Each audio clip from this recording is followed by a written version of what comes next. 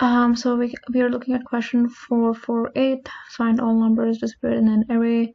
So given an array of size n, you'll have numbers from 1 to n. You need to find the numbers that are missing.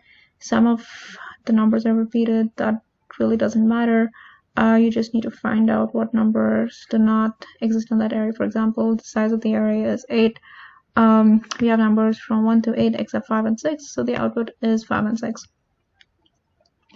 So theoretically, you could solve this problem using additional space. For example, you could initialize a hash or even anything where you could possibly store the values that you've seen so far, iterate through that at the end, see what values are missing, and add that to the list of integers that you're returning as a result.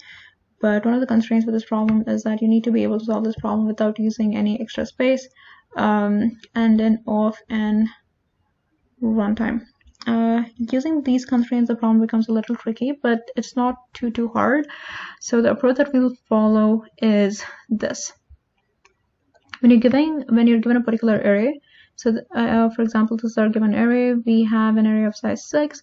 The numbers go from 1 to 4, so the numbers that are missing are 5 and 6. So what we will do is that we will iterate through every single element in the array, and we will convert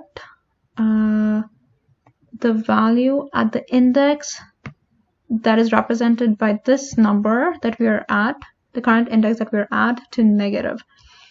And at the end of this, only the numbers that we haven't seen so far, at their indices, we know that there will be positive numbers because we haven't come across them yet. So let's look at an example. So we have 4, 3, 2, 2, 3, 1. So we come at 4, and then we want to make the number at index of 4 minus 1, 3 to negative. So we will turn 4 minus 1, 3, that particular number at the index 3 to negative. And we'll look at 3 here.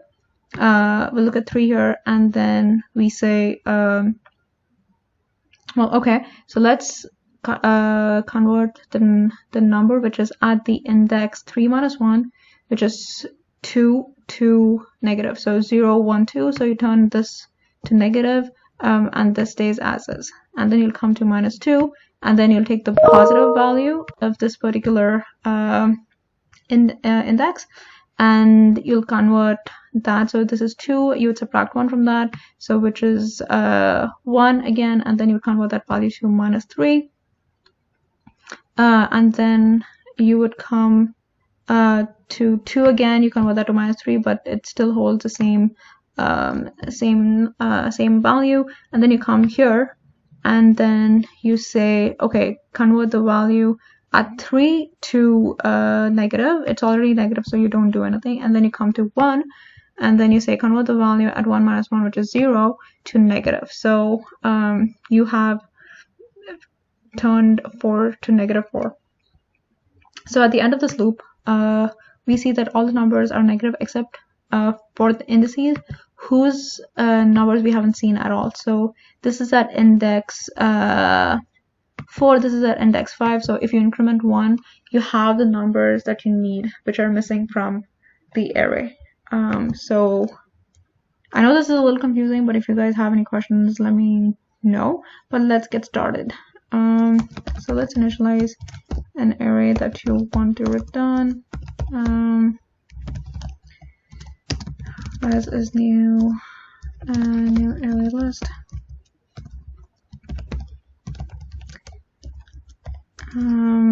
So for int I is equal to 0, I less than nums.length I plus plus, and then you would say int value is equal to mat.absolute of nums of I minus 1.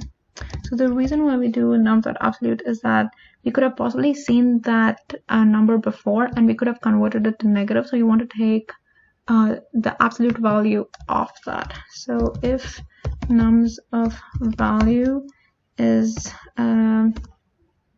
greater than 0, so you don't want to convert it again. So anytime it's greater than 0, you would want to convert it. Otherwise, you would want to keep it as is. So value, you would just subtract, so you would just multiply it by -1. At this point, this for loop would take care of everything until here. So the next step is iterating through the array and just looking at the indices at which the numbers are positive and just adding them. So nums.length, plus again. So if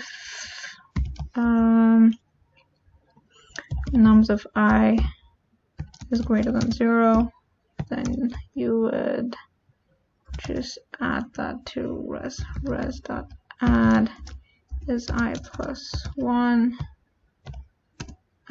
Yeah, and then you would just return it in the end. Return res, sure. Okay, cool. So let's run this, see if everything is okay.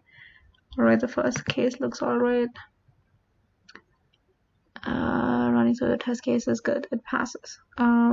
Yeah, so I know this problem was a little tricky to solve with the additional constraints that were provided, but if you have any questions, let me know and I'll be more than happy to answer them.